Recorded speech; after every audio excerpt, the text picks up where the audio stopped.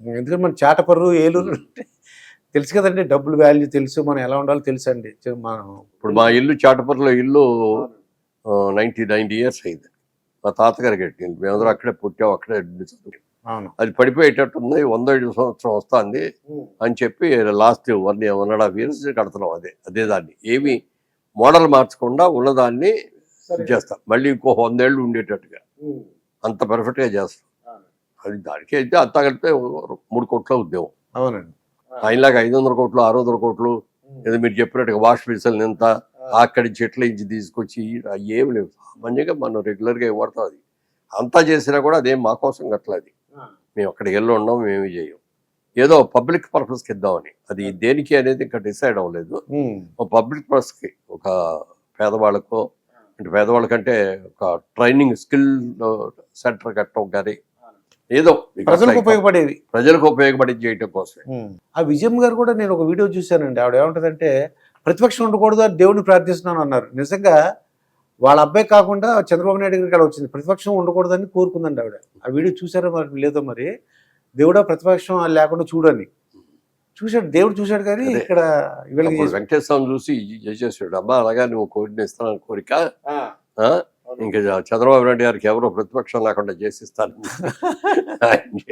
అదే అండి, వాళ్ళు కోరిన కోరికలన్నీ కూడా ప్రజలకు ఉపయోగపడేలాగా చేసి. ఎప్పుడైనా దేవుడు కూడా మంచి నిర్ణయం చేసి మనం ఎన్నో కోరుతాం, కోరిన ఇస్తాడా? నీతిగా నిజాయితీగా మనం ఉండి మనం కోరుకునే కోరిక కూడా సమంజసం అయితే దేవుడు తెలుస్తాడు.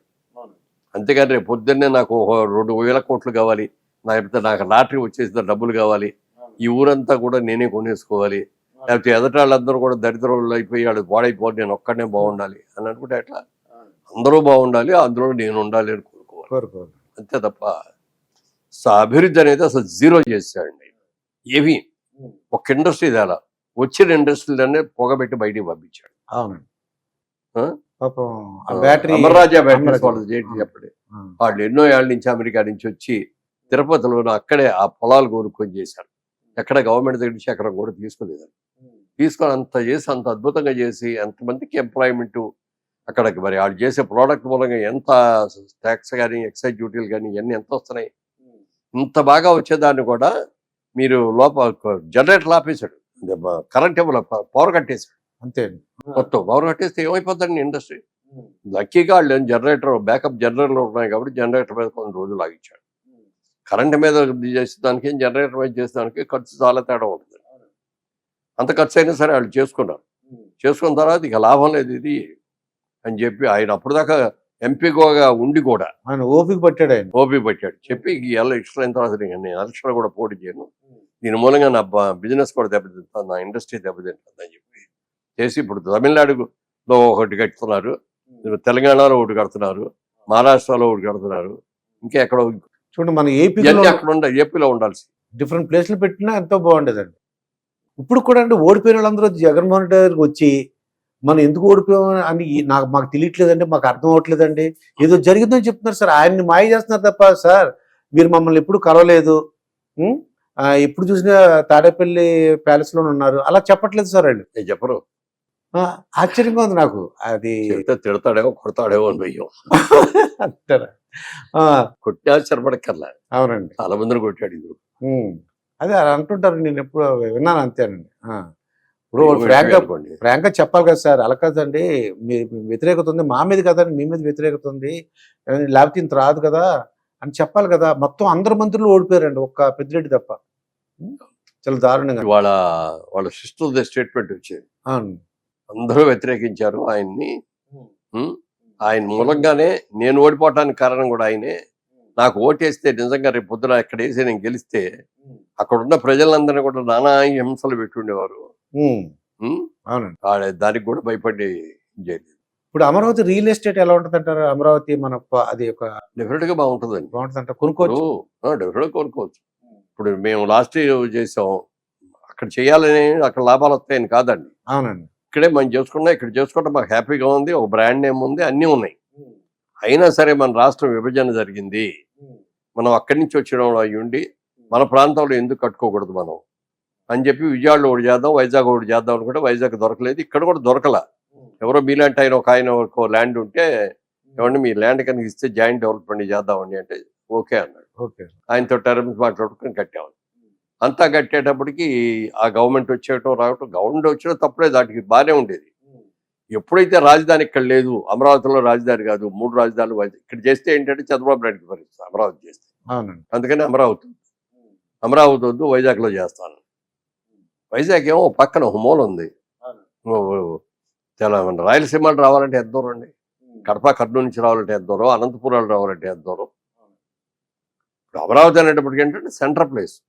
ఏ పక్కరించి రావాలన్నా కూడా 5 hours వచ్చేయచ్చు. మనకి ఎయిర్పోర్ట్ కూడా గన్నవరం ఎయిర్పోర్ట్ దగ్గర ఉంది. అది అన్నీ ఉన్నాయి. ఇంకా మన అమరావతి ఇంకా అంటే ఎంత కాలంలో డెవలప్ అవడానికి అవకాశం ఉంటారు అమరావతి? అంటే అమరావతిలో ఒక నగరాన్ని నిర్మించడం అంటే చిన్న విషయం కాదండి. కాకపోతే ఎందుకంటే చాలా వర్కౌట్ చేశాడు ఆయన.